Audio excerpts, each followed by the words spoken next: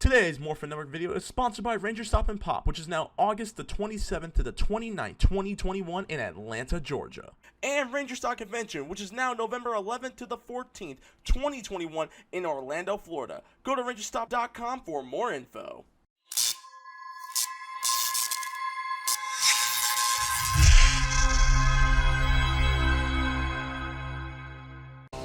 They think they destroyed you, pigs. Well, think again.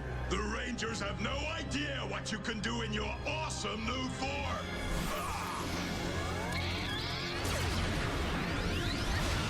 Oh, yeah. Come morning, the Rangers are in for a huge surprise.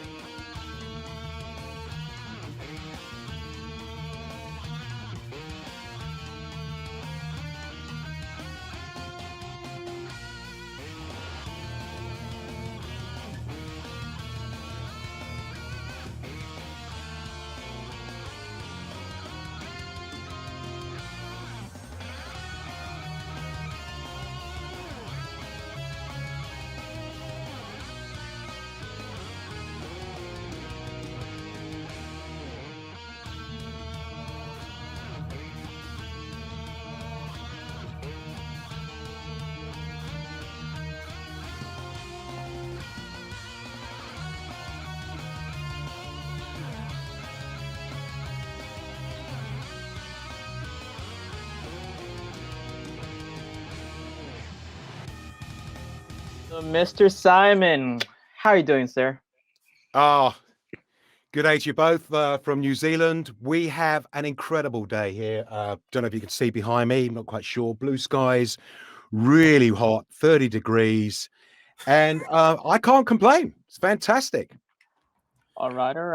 How are you guys doing over there? Should I ask? It's dark. It's Dark. night. It's night. It's The dark night. The dark night. Well, as I was saying to you guys before, here in New Zealand, it's a bit like the Truman Show, you know, because we did get one community case this week, but it's been sorted out, and we carry on life as normal. So I think the rest of the world's looking at us going, "What?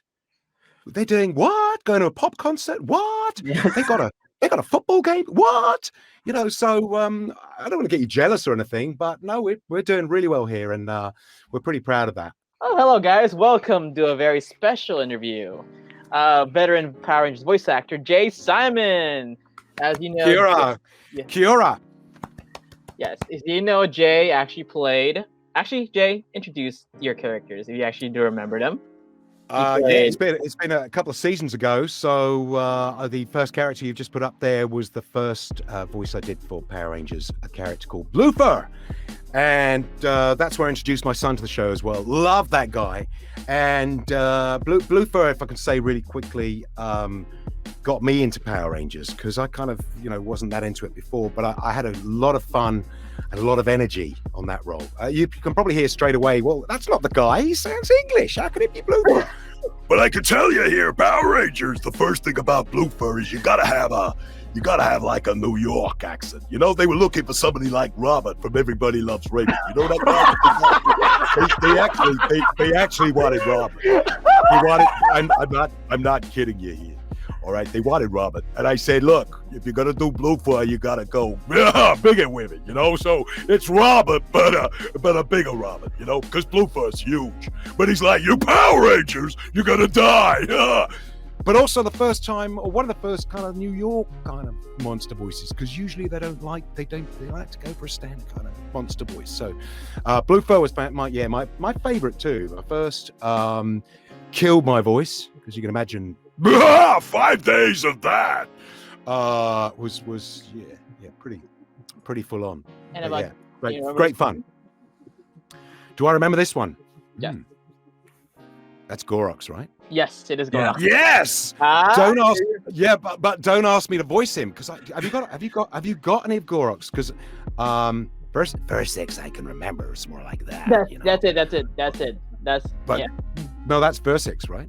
It's this first one, right? Verse 6. Oh, this is verse 6. That's verse 6. And verse 6 is like that. This one was Hunter, right? Yeah, this was Hunter. Well, Hunter's more like that. He's gotta be Southern, right? Yeah, I mean, look. Yeah, it had to be. Yeah. Sounds like Hank Hill. It sounds like Hank Hill from King of the Hill stringed up on steroids. Don't you worry, we got hunters here in New Zealand as well. A lot around. Yeah. But I just love that. I mean, the colourfulness of that character, and that you had to have a nice colourful voice with it, and it kind of went as well. You know, so really, yeah. They're the only 4. I've only done 3 seasons, 4 voices, but I hope they'll have me back. So I'll try and behave myself today, because I am hoping they'll invite me back at some point. Hasbro, you're watching this? Yes. Do they watch this? We were pretty sure they do. We're always calling like Hasbro, the ball's in your court. Here's some ideas. Give us our 15%. Let's just go. Oh, are you guys getting paid? Nobody mentioned money. No. No. Okay, there's no money. I gotta go.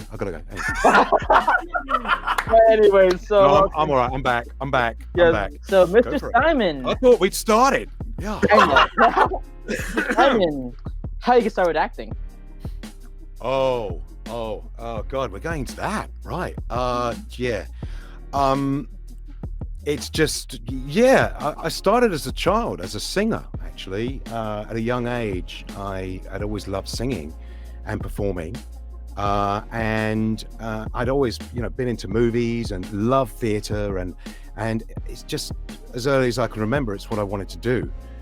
Voice acting, I didn't really know much about, apart from watching cartoons. And I loved the voices on that, and was a real mimic. And I'd always kind of... Love that fun aspect of voice stuff and being a clown and stuff. But acting's got to be together with lots of other things, and unless you're very lucky, you just get into acting. But I've been very lucky. I've been an actor now for getting on 30 years. But how did I start? Just getting involved in local Amdram, and I was lucky enough to get spotted quite young, and I got to be a soloist with the English National Opera. So I started as an opera singer. And then I realized, much as I love opera, I was probably too lazy on the music side of things to get there. And I struggled with the music. So I still sing, and I've done a few musicals and stuff, but opera, for me, if your best mate dies, you don't stand there and sing about it. So I couldn't get my head around that whole thing about being an opera singer. So, and I had my heart set on acting. So, yeah, I mean, I did the whole route, went to university. I didn't go to drama school, but I did a postgrad at film school, and just got into it. So, I did some TIE, which is theatre and education, taking shows around for kids at an early age. And then I got a chance to go to India and teach as well, using my degree, and got to work with Tibetan actors. And then I spent a year in Canada working with Métis actors, teaching improvisation and stuff like that, and just got to travel and have fun with it. And I've been incredibly lucky. But on the voice front, I've always mucked about from the early 90s doing CD-ROMs, which is like the very first kind of voice thing that came with CD-ROMs. It was a voice on a CD-ROM. So I did loads of games on CD-ROMs, which if a kid looked at now, they'd go, "What, are you kidding, right? That's a game." But it was really the early beginnings of the video game industry. And I've been very fortunate in a lot of my works come through video games. And that's really where I get to have a lot of fun with characters, like Power Rangers. Create characters and show off and have fun with it. And I've done a lot of those. Seen right from the startup.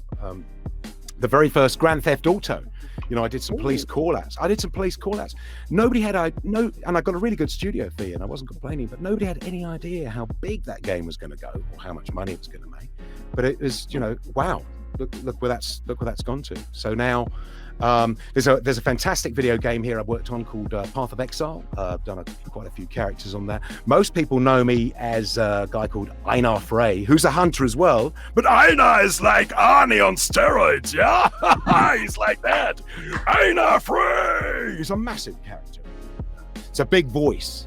So love playing that character. And on the other side of the scale, there's a little coal mining character called Nico the Mad, who's got 7 different levels of insanity, and he gets up to the completely balmy.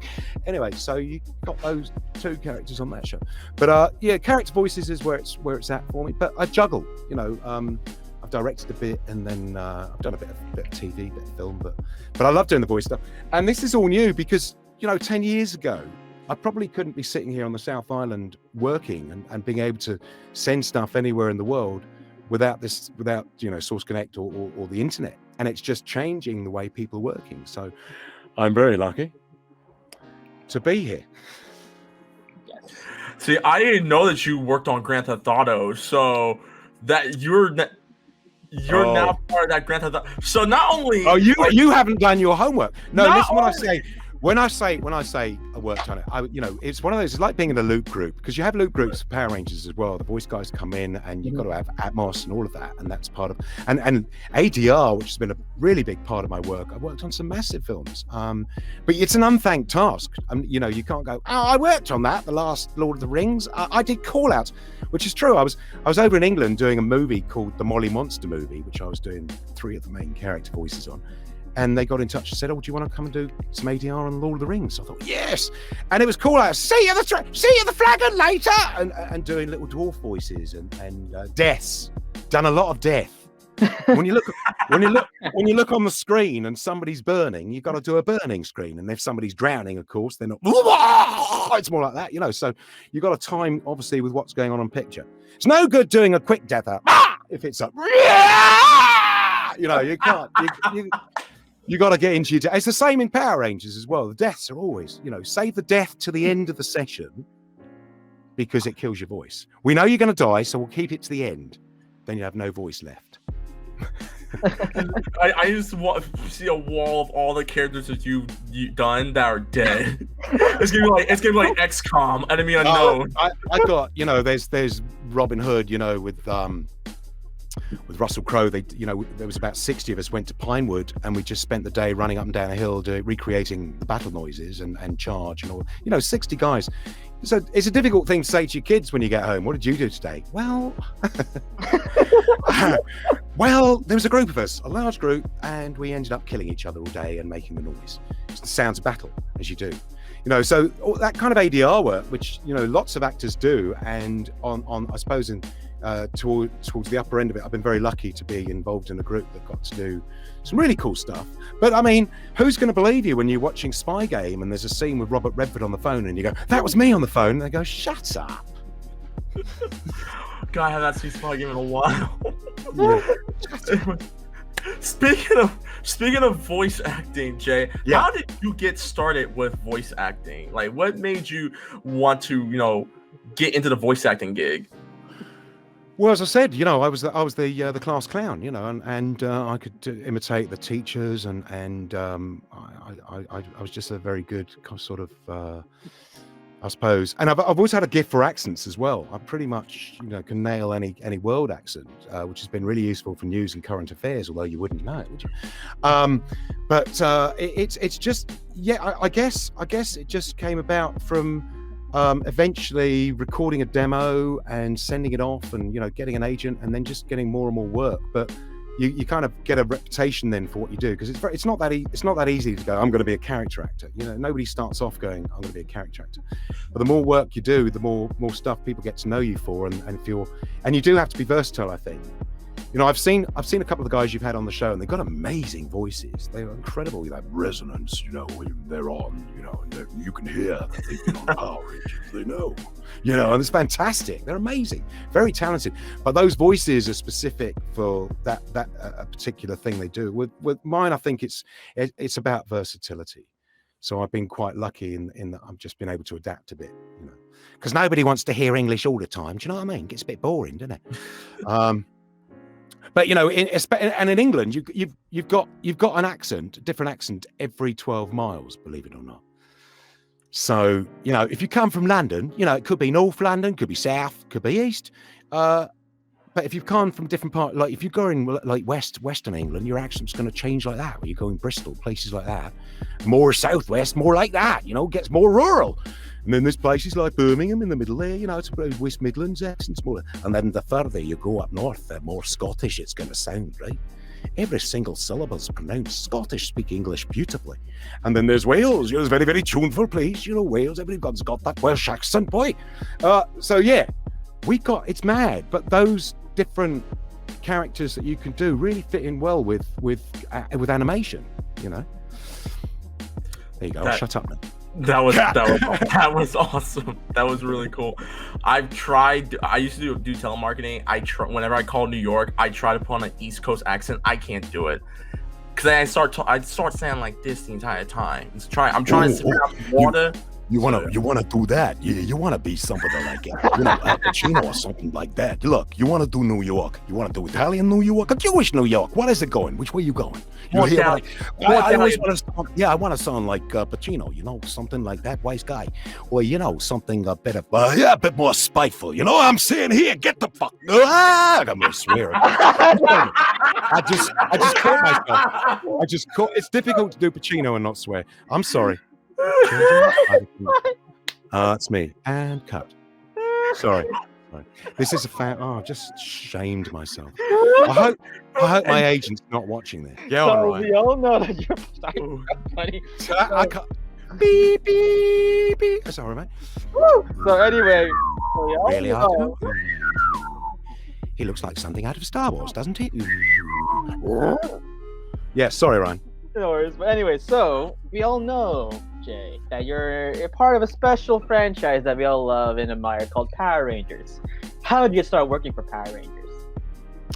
Ryan, it's as easy as this. You get an audition from your agent and you give it a crack. There's no other kind of, you know, it's like everything. If you get a part on Power Rangers, you have a casting, and if you get a voice job, you normally get an opportunity. Actually, with Power Rangers, normally when I audition for a video game from here, they let me do it in my own time, and I send them 5 or 6 different possibilities for a character. But you can't do that with Power Rangers because they like to call you in. So you meet the voice casting director, lovely man, Jim Clotty, fantastic guy, and he's also American, so you can't bullshit him. You know what I mean? You know, he's got a great ear, and he can tell immediately whether you're authentic, and that's really what it's about. Even with a monster, it's got to be an authentic sound, and your job as an actor is just to give them possibilities. You know, you can go in with one character, and invariably, if they're looking for somebody with a very natural voice and they just want to speak, it's a speaking role, then yeah, you want to be as close to your own voice as you can. But when you want to go for a monster role, you want as much variety within what the image of the monster is. So you got 3 or 4 possibilities, like, you know, with Bluefur, it was like, yeah, get that guy Robert from Everybody Loves Raymond. That was one possibility, you know. But you give them a few, and they have different ideas every season of what they want. Sometimes they want a real sounding voice, and sometimes they give you more of a license to really just go for a monster. And that's the great thing about the monster voices, because they tend to do that. So you get a script a few days before, you work on the script same as you would as an actor. And for the extra thing I do obviously is that I'm working on the accent, making sure it's authentic.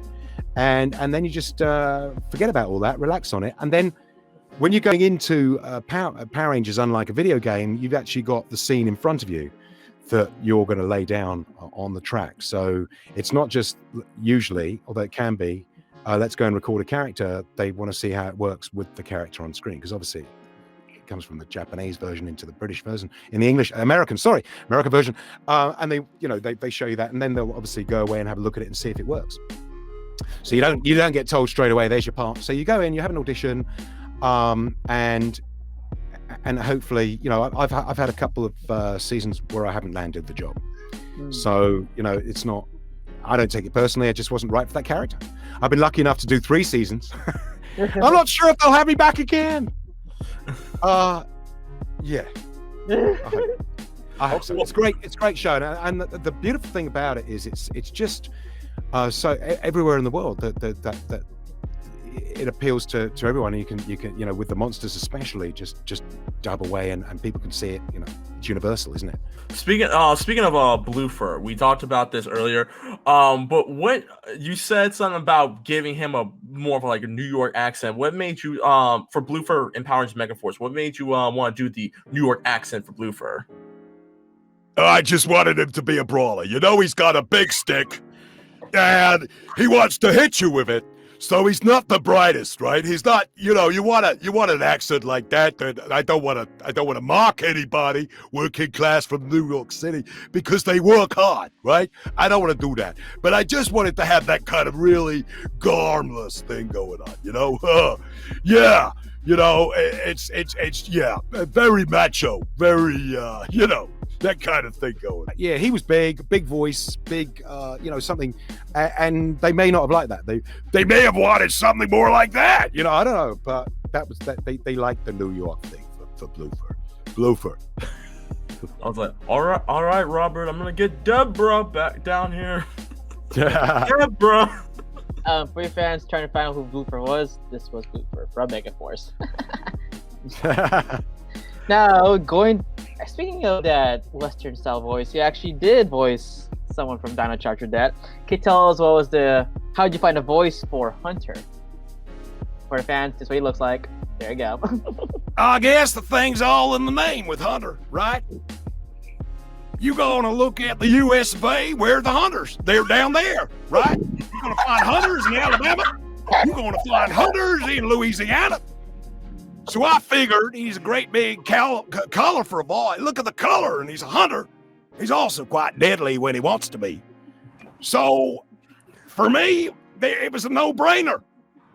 You know what I'm saying? It was a no-brainer. And fortunately, the guys at Power Rangers loved it, Everybody loves Hunter.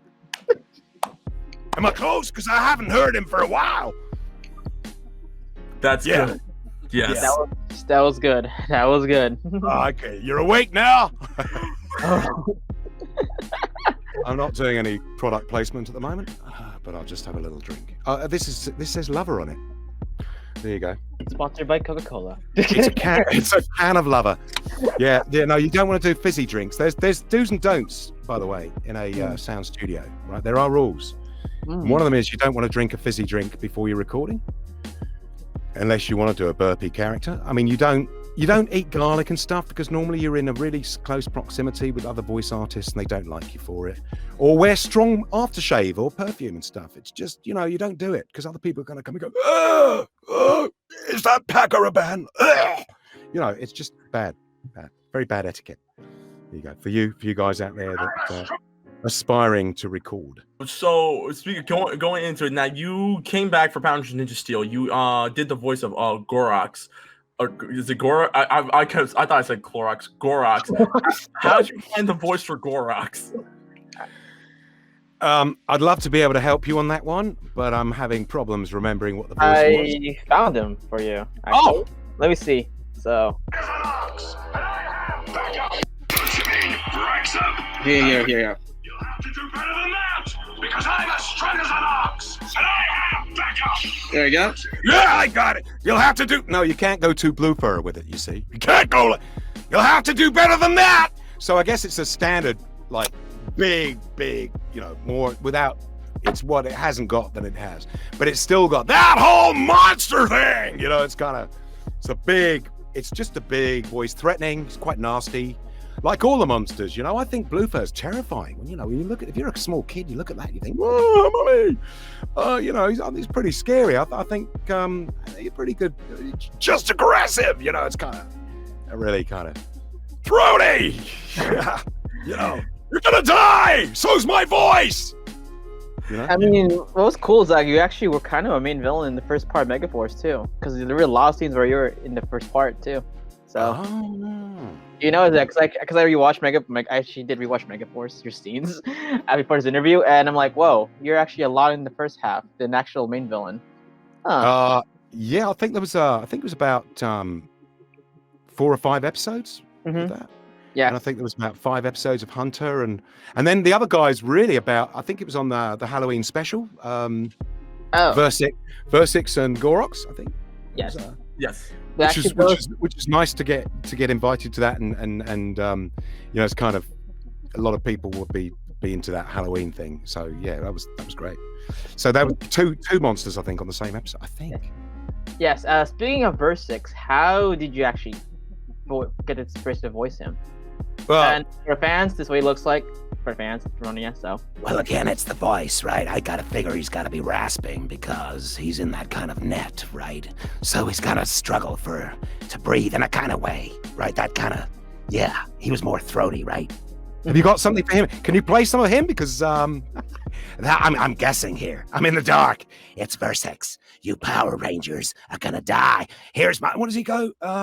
He's got a weapon, hasn't he? Yeah, he's sweet. He does a trick and makes the monsters on one side and the Rangers swap bodies and stuff like that. It was a body switching. Swap. That's it. Swap. Yeah. Got it. Yeah, that's the same thing. Yeah, you got it. Oh, it's like Robbie Williams, you know, on a good day. Hey, I guess it's like that. Bit of Robbie Williams in there. Versix, yes, Power Rangers.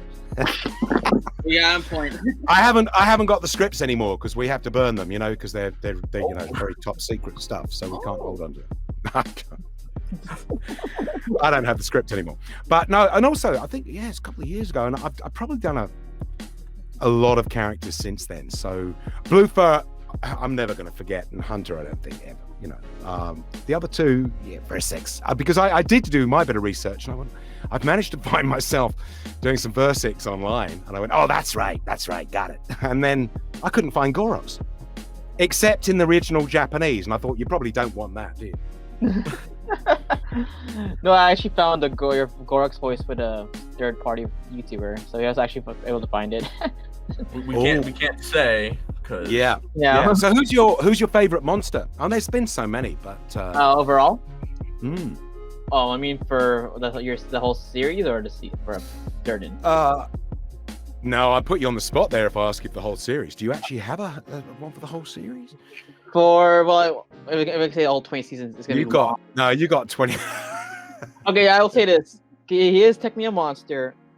It has to be Venjix from Beast Morphers and Okay. And who does the voice for that? Andrew Lang. And he's got a is it that kind of voice about it? He's got quite a big hefty voice, is it, or Yes. Mm. Yeah, I interviewed him last week, so. Oh no, hang on. Who did I see? I can't remember. I just know I saw another guy who was from New Zealand as well. Had that great deep voice. Who's that? Anyway, I don't talk about other shows. This is my show. How dare you? How dare you?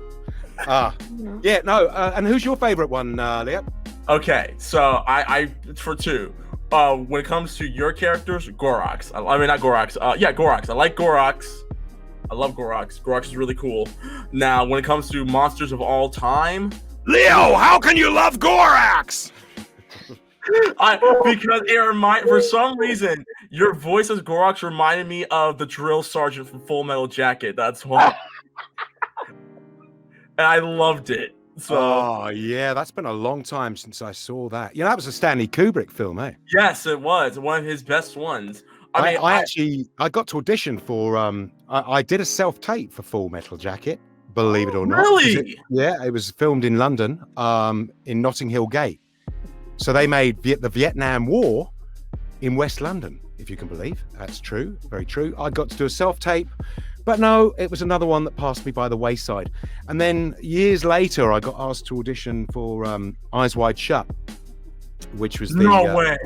Yeah, which was the they eventually one of my nemesis, one of my acting nemesis, is an actor called Alan Cumming, who I think does quite good. He's a Scottish actor, actually. Alan, lovely guy. But if you know his address, just let me know, because I've lost out on three. I've lost out on three major films: X-Men 2, I think, one of the Bond films, and Eyes Wide Shut. And it's a hotel clerk in the film telling a story. It's quite a long story, but I had an audition. It was very exciting, and I kept getting called back as well, and I thought, well, maybe, and it's one of those things. I was quite young as an actor, and they just want to see something different every time with an audition. You kind of, and then he sort of said, I still don't think you know it enough. I'm like, come on. Anyway, they gave the part to Mr. Cumming, and he probably performed it the same way as I did in my first audition. I mean, not that anyway, good old Alan Cumming. So if you know where he lives, he's probably out in LA, but he won't be watching this. I don't know. Unless he wants a part on Power Rangers, you never know. He might be a good villain. He'd be a good villain. Top billing for Dino Fury. But no, you'd never audition for Kubrick himself. He would only meet you further along the audition. So he used to actually have his own casting agent, who I saw on a number of occasions, and I didn't get to meet Kubrick, and I'd love to have done one of his movies. Love it. There you go. No, didn't happen. I still say Eyes Wide Shut is still one of the strangest movies I have seen him develop. Make. I was confused. I was like flabbergasted. It was a great movie, but I'm like, what? Why? How? What was the point? Okay, Tom Cruise. For me, you can't get better than The Shining. Oh yes. Yeah. I recently for movies. It's the story of the guy in the sound booth in the end, really, isn't it? Because there he is on his own, working week after week after week, and his family's going on around him. And no, I'm joking. Don't call the authorities just yet. But it's a great movie, and of course Jack Nicholson just nails it. But I just love all the corridor camera work that he does, and the colors that he uses, which he's notorious for, and just bringing you in and giving you that scary feeling. Red rum is good. Yeah. Jay, aside from Power Rangers, you've been part of other TV shows. You did Filthy Rich, you did Straightforward, but show. Hang on, whoa, slow down. Filthy Rich, you've got your own version over there. Yes, we know. So hang on a minute. So you watched our show, which I thought was extremely good. Yes, starring yours, and then you went and recast it and made your own. And they got Kim Cattrall. Yes, they did. So why didn't they call me to play myself out in LA? I don't understand it. What's going on? You gotta talk to Fox about that. No, I'm kidding. It's really interesting though, because I know the actress that was playing the lead character in Filthy Rich out there from Kim Cattrall, is playing the main protagonist. She's amazing, and I really want to see the show. But I also want to see the show just to see who's playing me. I think who they have. I don't know, but it's a really cool show to work on, and again got to play a really cool baddie. Yeah, Roman Empire. Yes, I watched that. Small role, but great opportunity to get into a toga, which is what you want to do as an actor, right? You want to get into a spacesuit and you want to get into a toga. They're the two main, I suppose, conditions of my career. Just as long as I've done that, I've done it.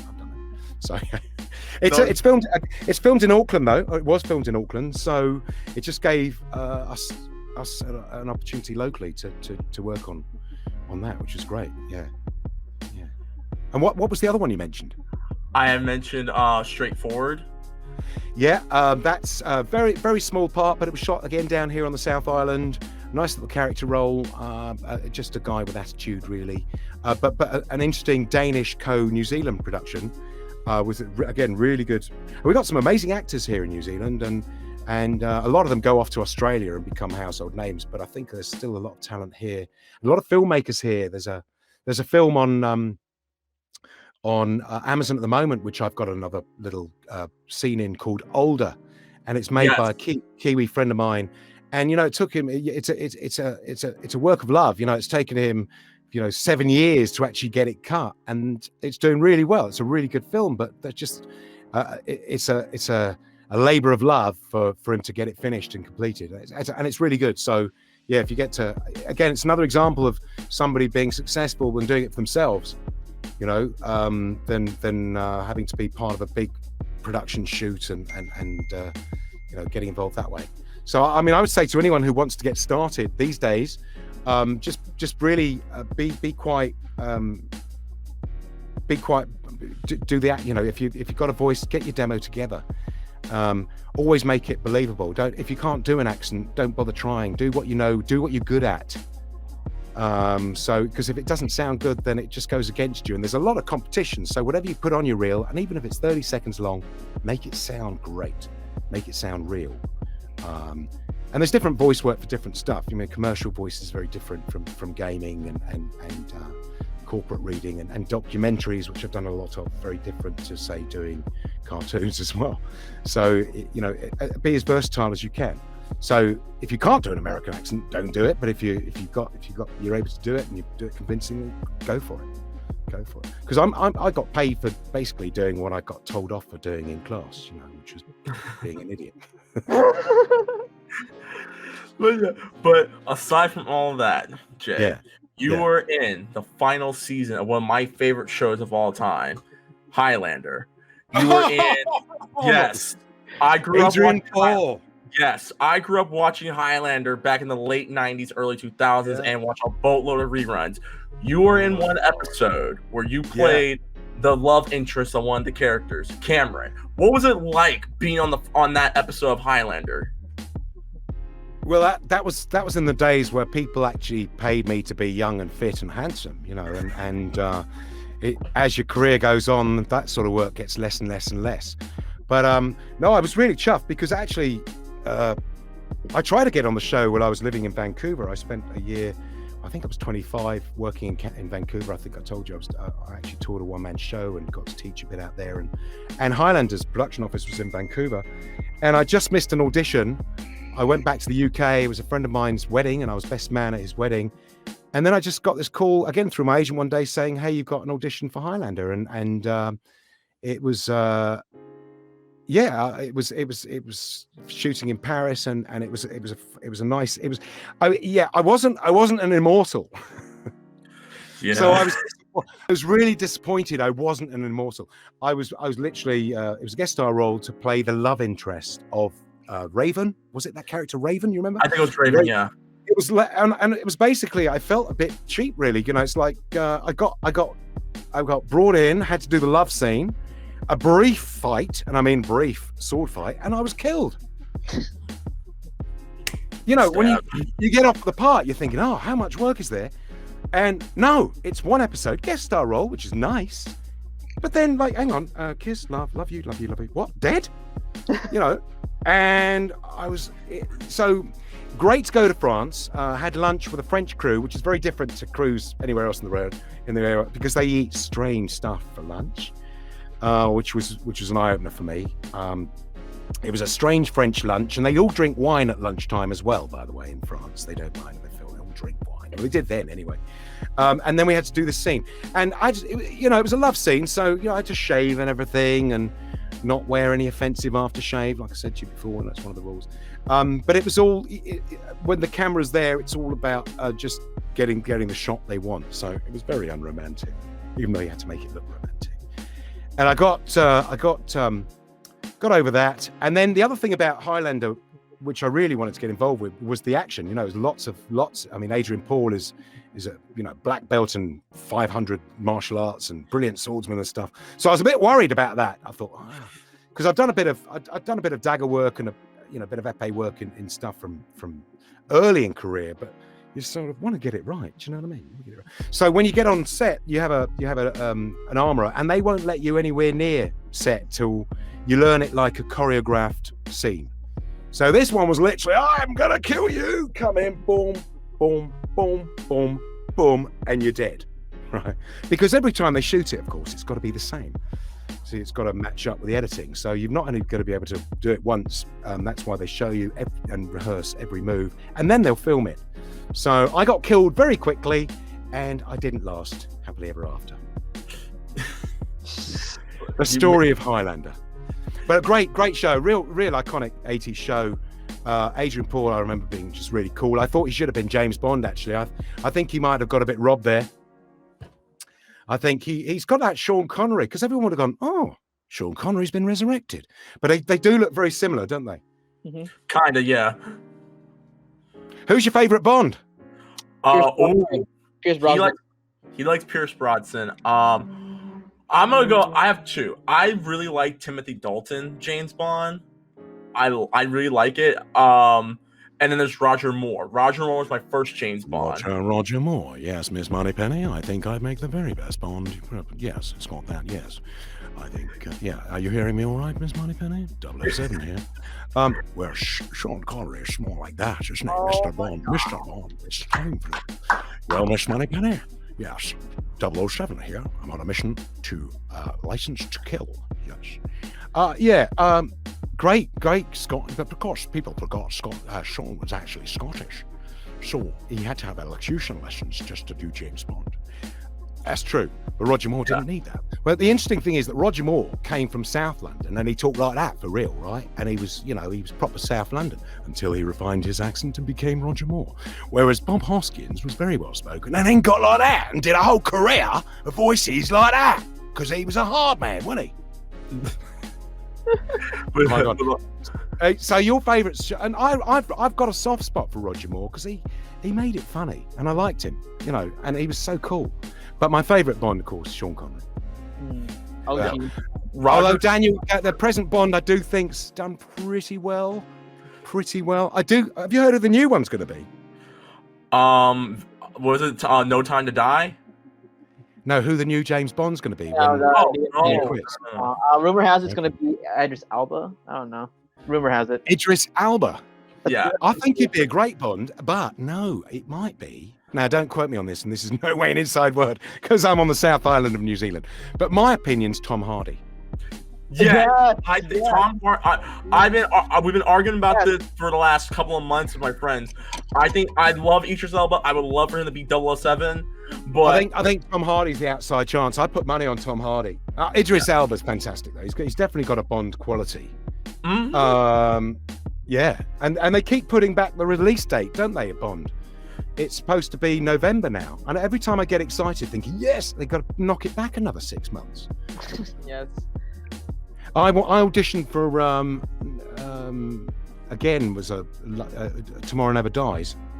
And it was one of those ones, just to get seen would have been lovely. And I was, just thought it would have been great. And sat by my phone that evening because you're going to hear really soon. And I didn't get it, but Alan Cumming did. So as I said, if you've got his address, just let me know. Oh my God. Right? Before I give it to Ryan, Tomorrow Never Dies is, in my opinion, Pierce Brosnan's best 007 movie. I love that movie. Like, Roger Moore was my first, but Pierce Brosnan had my favorite 007 movie, and because that's how I met my first girlfriend when I was a kid. So because of that movie. Nobody ever says George Lazenby, do they? You say to the kids, "Who's your favourite Bond?" They go, "George Lazenby." No, they've never heard of him, and it's really quite sad because I think Telly Savalas was a brilliant villain, right? And it was a good Bond film. It was a really good Bond film. I liked it. I think he got a bit stiffed, to be honest. Because I think it was a bit unfair. But he was Australian. So at the end of the day, did you really want an Australian Bond? Something to think about. But no, I'm come upset all the Australian viewers now. There's nothing wrong with an Australian Bond, mate. You're all good. You got your Australian Bond. It's called Crocodile Dundee.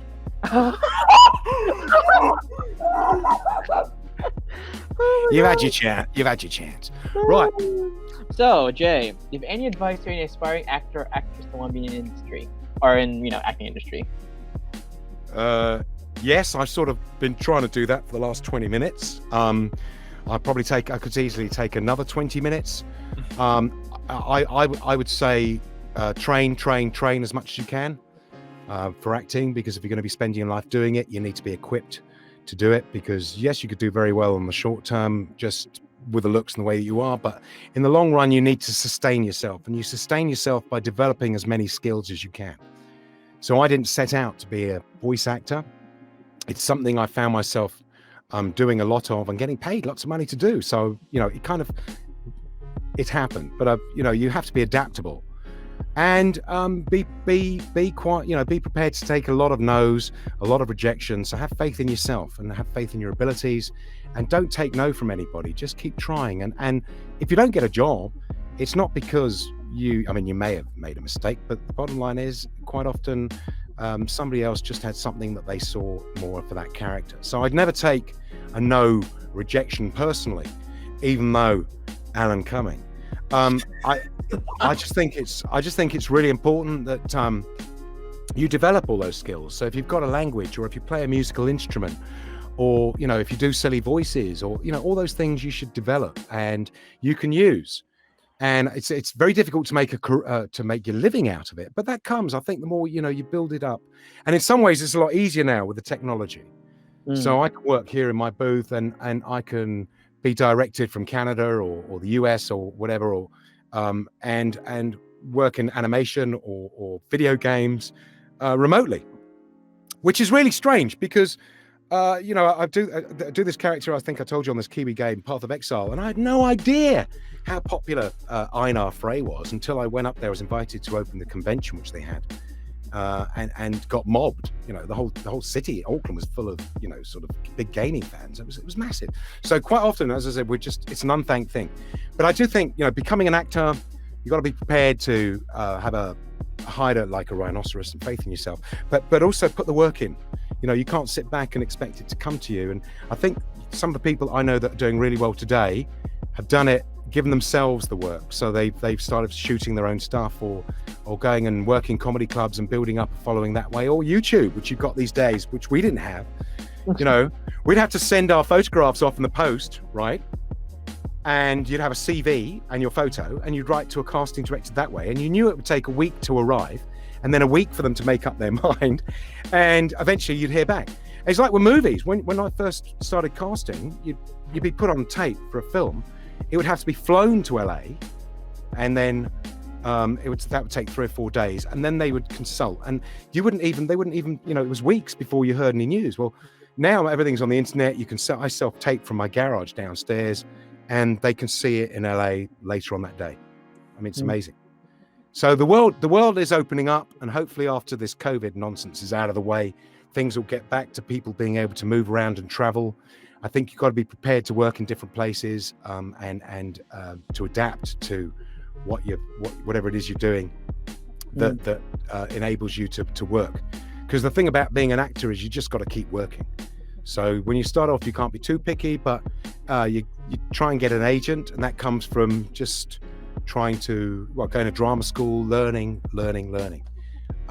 Just if you want some longevity, you got to be able to use those tools to keep going. So I've been very lucky, and you got to marry well, right?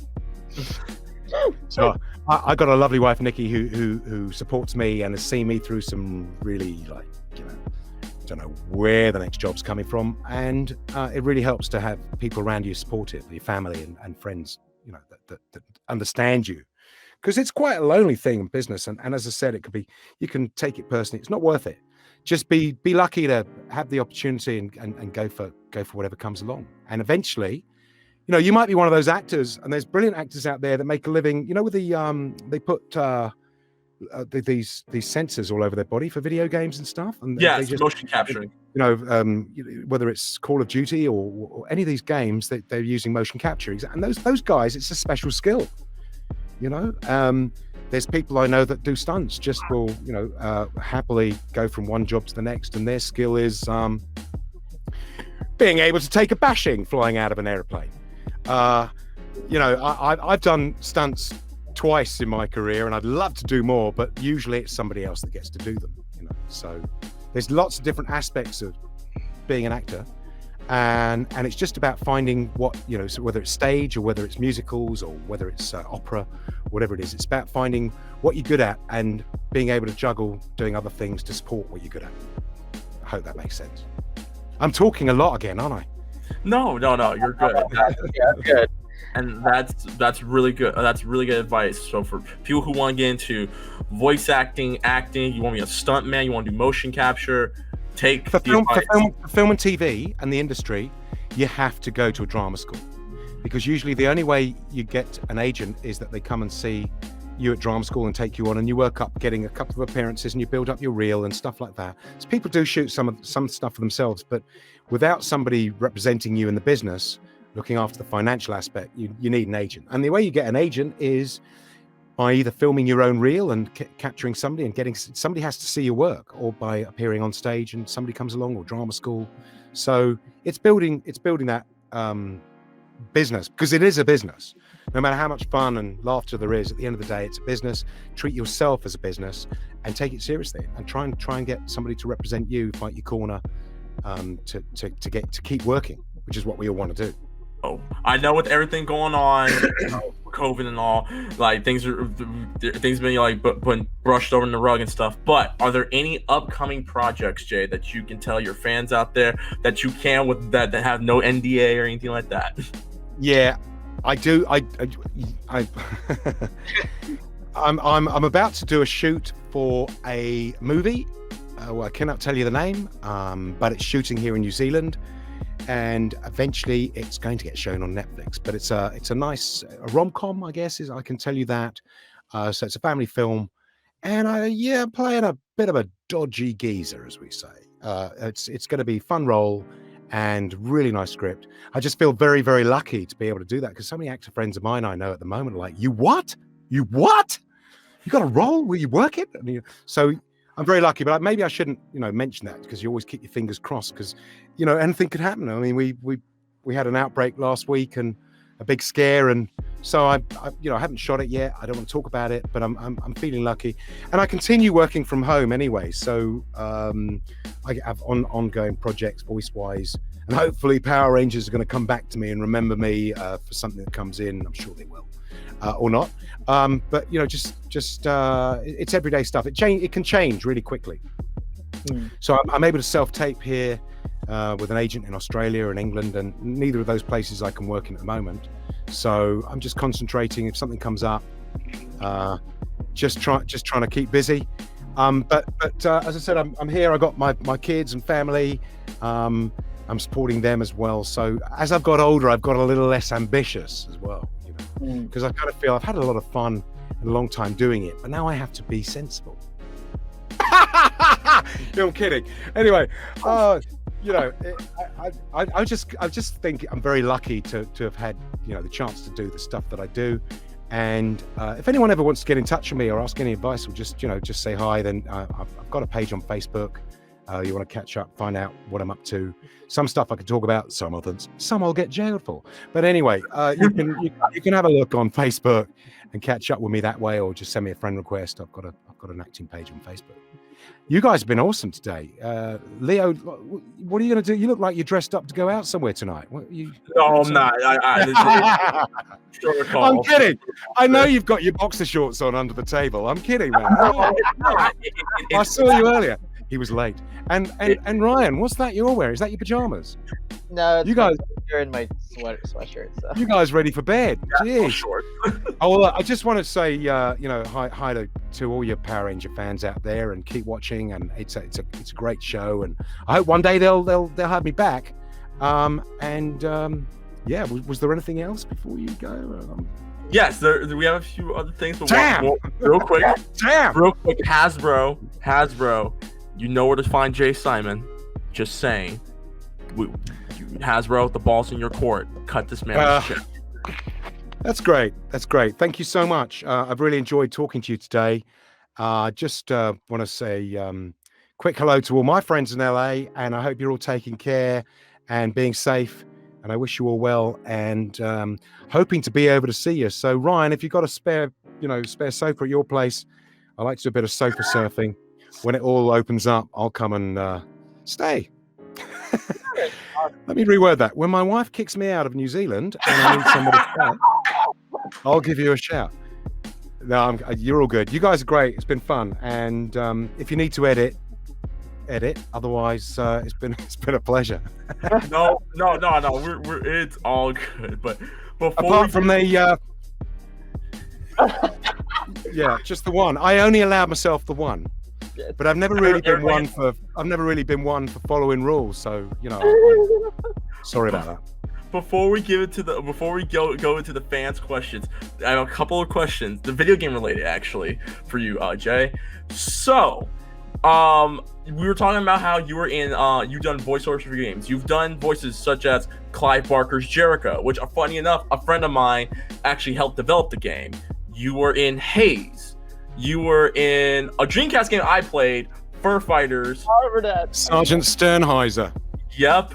And you also mentioned you were Path of Exile. Yeah. Which, funny enough, two other people that we know were also voice actors for. But the two main ones, you were recently in We Happy Few as Nick Lightbearer, and you were in the most recent game that just came out, Shing, which is now available on PS4, Switch, Xbox, and not on Steam yet. You played Wilhelm. So, of all the voices, what was your favorite voice to do in video games? Oh my god! I thought I said goodbye to you 5 minutes ago. What's going on? We're Scorpion. Get over here. Oh man. No. Oh god. Well, Jericho's so long ago, and I think again it was more support voices than anything discernible. Shing's a really cool game, and they actually wanted the voice that I use, but I'm not really watching what I say here, but they wanted the Shing, they wanted the voice I use for Path of Exile, which everybody, as I said, it's got this huge following, was I'm not afraid. It's like they are exile before come exile. We go hunting, yeah. That's sort of the jolly German, and he's not really actually, he's more, but yeah, that's a really well-known and really big voice. And after I finished that, I got a call from Poland, which is where Shing's made. Could you do that voice for our game? I said, no, I can't. I'm not allowed to. So they let me just come up with an alternative, which I think was more, it was a bit like Shrek on steroids. As a Scottish, as a Scottish warrior, which works really well for that. So, sometimes I have to watch what I'm doing, voice-wise, which is one. But I actually really love it's going to sound really a bit conceited, but I love all the characters that I do. There's not one that I've really... Oh yeah, there's one. I did something for an English version of a cartoon you guys have got called Big Big World. And I had to do this, frog voice. And he was like that. For 5 days, I was talking like that. And I was just like, oh, kill me. Kill me. There's another one, there was another cartoon called Finley the Fire Engine as well. There was a partner on there called Suds, and he was a garage, and he was like that. All right, Finley. Which was great, fun voices. Children's voices are a lot of fun to do. But I would say with the video games, I've probably done about 6 or 7 characters on We Happy Few. I know you've hatched onto Nick on the original game, quite a few. But of course, the police voices are quite the old Bobby voices are quite. Now then, you going out somewhere, are you? I don't think so. You got that because it's a dystopian game, so it's kind of a heightened. God, Courtney, you got something in that pocket, boy? I want to have a look, or there's more, if it's like a West Coast voice, something like that, like West Bristol, something like. But you still got to heighten it just to get that dramatic sense, right? But We Happy Few, yeah, know what I mean? You're dead, son. All those kind of copper voices were great to do. I think Nick Lightlet, I can't remember what he was. I think he was a rock star or something. So he was probably more like, something like Mick Jagger type voice, wasn't he? Something like that. I don't know. So I can't remember. But yeah, no, I love the stuff I'm doing on Path of Exile. Again, hoping to go back. 2 really, really distinct voices. 2 completely different characters, and nobody really knew until this whole Einar thing came up that I also do Nico the Mad. A great character voice, and exhausting. That's another thing they don't tell you about character acting. It is tiring. But it's not like going down a coal mine, so I'm not complaining, all right? Before we go to fans, so one of our good friends, Jeremy Virtual, who we interviewed last year. I know Jeremy, yeah. On the show, is telling me to show you everyone this at you at ExileCon. That's Einar Frey. He's saying that's you. He's like, yeah. That's Einar Frey. That is me with a beard. That is me with a beard. That was when I was invited to open the first Exile con here in New Zealand in November, before the whole COVID thing happened. And easily one of the most terrifying jobs of my life, because that costume, which is made by people that work with Weta, Peter Jackson's company, special effects from Lord of the Rings and King Kong and all of that. So they're used to making. My friend Anna, who may be watching the show, made that costume, and it's like wearing prosthetics. So you probably can't see there's a gas mask on the back. I had these huge claws. I mean, like massive claws that I had to get tied into, and all these feathers and it was all prosthetics and things, and carry this massive crossbow on in front of a stage of 3,000 people live. And then I realized this crossbow is way too heavy to carry on, and it was all mainly ad-libbed. They'd given me things they wanted me to say, but I didn't really script it and didn't really go into what I was going to say. And it was the night before I got there, and it's like going and looking at the Royal Festival Hall. It's a huge building, and I rang up my wife in tears going, I can't believe this, I'm terrified, I've got to go on tomorrow. And it was pretty scary just to go on there and make people laugh for a quarter of an hour. But I enjoyed it, I had a lot of fun. But that character, Einar, they brought it on as the voice first, which probably one of the most popular characters in that show, so the place erupted. And then when I stepped on in costume as well, it was like being a Beatle at a Beatle concert. Do you know what I mean? It was like complete madness. And but I guess I really like the more colourful characters like Bluefur and Hunter and things like that, because it's just such fun, so much energy as well. Love it. Yeah. Do I have a favourite voice? It varies. But I love they're great games. I mean, they're both doing very well apparently as well. They're all good games. Yeah, I've been very lucky. Yeah. You know what else is doing really good? This the Witcher franchise, which I totally forgot. You were part of the Witcher franchise too. Yeah. Which part did you actually? Reverend Yavin and elders, and they tend to, with some of these very historical dramas, use that sort of English, very warrior-like and very heroic. So I can remember playing the Reverend who would be talking to his flock, something like that, because I don't have a script, but it was something very English. And then actually they've done a couple of games since, and I wrote back and they wouldn't have me. So I'd love to have been in the movie. I said I'd do my own stunts and everything, but they just weren't interested. Oh, you mean a Netflix series? No, they did a movie of it, didn't they? The Witcher. No, they did the show, the Netflix show, with Henry. Oh no, they've done a movie as well. Oh, wait, I didn't know about that. Oh, they did a Witcher movie. That's what I'm sure that's what started the TV series. Gotcha again. That's what I'm like, no, I'm like, oh, wait. No, there's a bit, because I'm a huge Witcher fan. I have all the games, so I know. Is there a movie or isn't there? Am I showing myself up? It's a Netflix show with the guy who plays Superman in Man of Steel. He plays our Geralt. Another English guy, isn't he? What's his name? Yeah. Also, he was Henry. Yes, that's right. In the long forgotten Lone Ranger movie, but no one ever mentions that, do they? Oh, so we'll go to so here's. I thought Johnny Depp did a good job of it. Actually, to be honest, I thought it was one of his better performances. But there you go. Yes. Henry Cavill's great. I mean, yeah, he's just he's that. I'm getting actor envy. There's a few actors I think, actor envy, like Tom Hardy. I auditioned for that. There was another one. It was like what was the Tom Hanks series? The one that Saving Private Ryan. And that was the series that Tom Hardy kind of cut his teeth on, as well as that other lovely English actor. But I had auditioned. I had a recall, and it's one of those things that do you go in? I went in the recall in an American accent. And I don't think it did me any favors at that time. Yeah. Whereas I've gone to other jobs where I've gone in character using the accent, and it's been fine. So I like to think it was, I don't know, it was just a thing but Tom Hardy's brilliant. I mean, I've complete respect. Great actor. So he's probably just better than me. But anyway, at the time, he got that job. I didn't.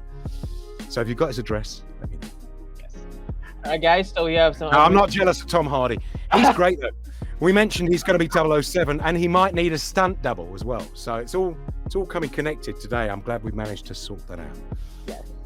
So guys, we didn't forget about you guys. So we really read. There are some fan questions and comments someone wanted to screech you. So Jay, are you ready for them? Go for it. I'll try and keep them as brief as possible because I've been here all day. It's like the sun's going down. Oh. No worries. Yes. So Matt Howard wants to say hi from Buffalo, India. Hello. Hey, Matt. Paratimus Massacre says greetings from Mumbai, India. Hello. Namaste. Josh Johnson has. What was it like being part of the Power Rangers family? Very brief. I got hired as a voice guy, and the thing is, I went up, and the other thing is, when you're doing voices, you don't tend to meet other members of cast because you tend to do your lines separately from the other characters. So it's kind of lonely family. But the people I've worked with and the people in our business, it is kind of family-like. So I'm part of the family in the sense that I worked on it and it's part of my body of work, but it's not a part of the family in the sense that it's ongoing and we support each other, because I know a couple of the other voice actors, they're friends of mine, but generally, yeah, it's a family show, but yeah, we're part of that family having worked on it. But in terms of, I'd love to have actually been in the show, and then I probably would have felt more, acting in it, proper acting, then I probably would have felt more a part of the family, Good question, though. Aaron Games, did you watch episodes in which you voiced villains once they were aired? Greetings. Of course I did, Aaron. Yes, of course I did. At the time when I was doing Bluefur, which is the Megaforce, the first series I did, my boy was about 7 or 8. So we watched it together. And then the next morning, I go into his room and go, "Come on, get out of bed, Daddy's here." Right? So, I used to speak him out because he's like, "Oh, Games Bluefur, I'm going to get you. You're dead." Right? So having a boy that age, yeah, of course, loved it. He's too old for that now, though. So when I try that on, he's just not really interested. Paradimish, DC or Marvel? So difficult because I want to work for them both one day. Yeah. Tricky. I don't know.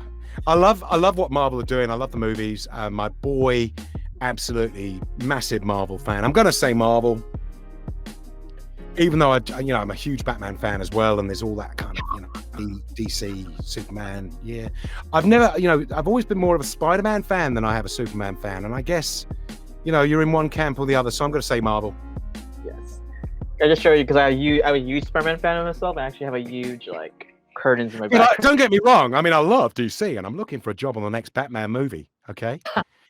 If you alienate anybody by saying the Marvels, I think, I just think that Christopher Nolan, when he did his Batman, I thought was a piece of art. So there's certain DC films that I prefer over others, and there's certain Marvel films that I would go. So, but overall, yeah, Marvel takes it for me. All right, guys, we'll do a few more. So, Paramish Massacre says, "What color Ranger would you be?" Black, probably. Ooh, Black Ranger, all right. Is Regulus your favorite Roman general? What is it like reenacting the Punic War on Netflix? I had a ball with Roman Empire. It's a really nice, but I have to say, I didn't do any battle scenes in there until the last scene, because I'm a senator, I'm a politician, I'm a man of words and a lover, not a fighter. So I do remember doing a whole speech about the Roman Empire, and I just come off a plane from LA, and I had jet lag, and I thought, well, I'll go and check out the set and see what they're doing, because a lot of it's green screen. It's in Rome, and I'm really glad I did that because it made me familiar with what's going on. I was shooting the next day, and then I get this email saying, there's a new scene for you to learn. And I nearly burst into tears because I was looking, it was a whole speech to do, and you're filming it the next morning, and I had jet lag. So I was like, oh my God, so I sort of rung her up and said, I'm really struggling with this. She said, no, well, you got to do it, haven't you? So I did, I worked till about 11 o'clock, set my alarm clock for 4, to really sort of bring it home, be on set at 7, and then we were filming, I think, at 9 a.m. And I was really, really pleased with myself, and I got it down, got it pat, and the director was really happy with it. And then it didn't end up in the show. So it's just one of those things that happens. But no, most of my stuff was wordy. It was political, but a lot of power play, and the Romans knew how to do power play. But I loved it because I had to wear a toga, which is brilliant. There's some really good actors on that show. And until the final scene where we got to kill Caligula, but it wasn't a battle as much as a slaughter, really, because he's that senator who I think all the senators have to dip their knife in his blood or something so that they can all take collective guilt, what they call mea culpa. I'm to blame, so that not one person would have been seen to kill the emperor, that the whole all the senators got in there. So it was quite bloody, they literally cut him to pieces. But they didn't do that on Netflix. I think we were running late on the screening day, so I think they said to one of the Roman guys, one of the centurions, I think you better kill him now. So it was quite a quick death in the end. But great fun to do those shows, and historically really accurate. I love the history. I was learning stuff off it myself I didn't know, and it was just fantastic to play that sort of classical role. But not much fighting for Regulus. Before we leave, and here we go, can you do one request from a fan? Can you say in your Bloofer voice, "I am revived, ha ha ha ha"? I'm revived! There you go. All right, thank you guys so much for being part of the special interview. Jay, thank you so much for being our special guest. Thanks for having me. Once again, everybody in LA and around the world, in India and wherever you are, I hope you keep safe and well. And be good. If you need to stay at home, stay at home. Play video games that I'm in, but don't be going out partying. You know what I mean? Just let's try and kick this thing in the ass. So thanks for having me, guys. It's been fun. I've enjoyed myself. Yes. Where can I find you in social media? I've got a Facebook page, an actor, Jay Simon, actor. Facebook. I'm in New Zealand, in Wanaka. So also, if you want to check out some of my samples of voice stuff, j-simon.com is my voice website, or jsimon.me is my voice website. It's got some demos and funny stuff on there, or j-simon.com is my acting website. But get in touch on Facebook, say hi, and any questions, just drop me a message. Awesome. My partner Leo, where can I find you? You guys can find me on Twitter and Instagram at @the_Reckless_Fox, YouTube Reckless_Fox, and find all my latest game content on twitch.tv/RecklessFox. If you want more content, myself and a couple of members of Morphin we do our own video game podcast every weekend. You can find on SoundCloud, Google Podcasts, and Spotify. Type in the Struggle Game Podcast, and we are right there. Ryan, where can they find you? Instagram, Dancer4247. Please follow us at Facebook, YouTube, and Instagram at Morphin Network. All right, guys. Thank you so much. We'll do a goodbye wave. Bye.